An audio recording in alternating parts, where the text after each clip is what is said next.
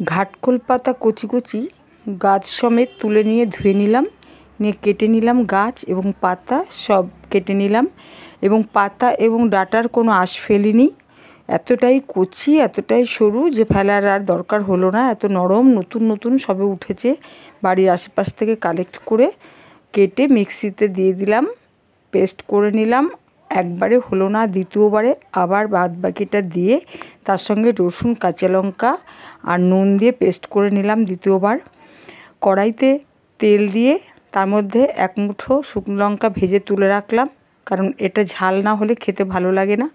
তারপরে পেস্ট করা সেই গ্রেভিটা আমি দিয়ে দিলাম মিক্সি থেকে, নিয়ে দিলাম একটু হলুদ, কারণ নুনটা পেস্ট করার সময় দিয়েছিলাম।